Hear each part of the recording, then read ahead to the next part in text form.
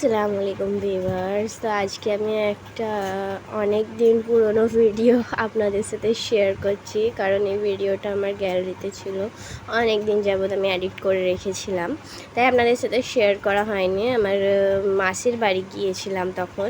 তো এখানে আমি বানাচ্ছিলাম হচ্ছে কচুরি, বাইরের স্টাইলের কচুরি, যেটা হচ্ছে আমি যখন আমদাবাদে থাকাকালীন খেয়েছিলাম অনেকবারই। তো আপনাদের সাথে শেয়ার করলাম ওই রেসিপিটা। তো এখানে ফার্স্টে আপনারা দেখতে পেলেন আলু সিদ্ধ করে রেখে দিয়েছিলাম, আর হচ্ছে সব কুচি করার হচ্ছিল আর কি। ধনে পাতা, পেঁয়াজ, লঙ্কা সব কুচি করা হচ্ছিল। আর এক সাইডে আমার দিদি হচ্ছে আলু ছাইড়ে দিচ্ছিল। আর এখানে আমি ফার্স্টেই পেঁয়াজ তেলের ওপরে দিয়ে সর্ষে দিয়ে ভালোভাবে যতক্ষণ না চটকে যাচ্ছে সর্ষেটা, তার চটকাবার পর তারপরে হচ্ছে আমি পেঁয়াজ ঢেলে দিয়েছিলাম। পেঁয়াজ ঢেলে ভালোভাবে লাল লাল করে ভেজে নিয়েছিলাম একটু। তারপরে হচ্ছে কাঁচা লঙ্কাও অ্যাড করে দিয়েছিলাম, একটু নুন, একটু হলুদ গুঁড়ো আর একটু অল্প পরিমাণ লঙ্কা গুঁড়ো অ্যাড করেছিলাম। আর আমার ঠিক মতন আমি দেখাতে পারিনি, কারণ এটা হচ্ছে আমার বোনজি ভিডিওটা করছিল, শ্যুট করছিল, আর আমি এখানে রান্না করতেই ব্যস্ত। আর হচ্ছে তখন আমি ভিডিও হয়তো ছাড়তাম না শায়দ, তাই এই ভিডিওটা অনেক দিন আগেকার। আর এখানে আমি ধনেপাতা কুচিও অ্যাড করে দিলাম। তো ব্যাস, এবার আলুটা মিক্স করে রেখে দেবো। আর এখানে আমার দিদি ময়দা ছানছিল, আপনাদের সাথে দেখিয়ে দিলাম।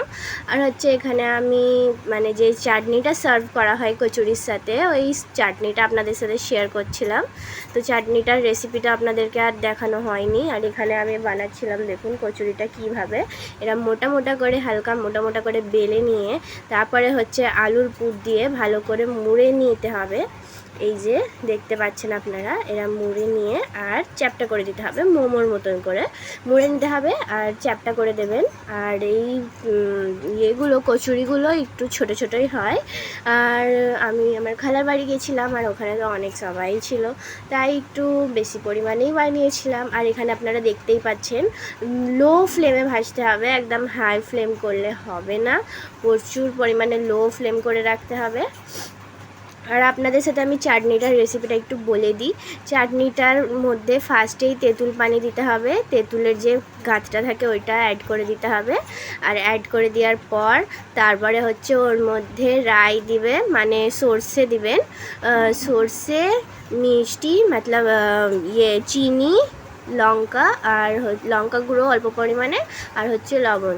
আর এখানে দেখতেই পাচ্ছেন আমার বুঞ্জি খেতে বসে গেছে। ওর মানে হেভি লাগছিল, দারুণ লাগছিল, তাইও খেতে বসে গেছে। আর গরম ছিল বলে ওর মা ভেঙে দিল। আর এখানে কীরমভাবে খাচ্ছে দেখুন, এইভাবে কেউ খায় কচুরির মধ্যে তো চাটনি দিয়ে খেতে হয়। আর এখানে গ্রিন চাটনির কোনো সামগ্রী ছিল না, তাই আমি এমনি চাটনি দিয়েই সার্ভ করলাম। Thank you so much.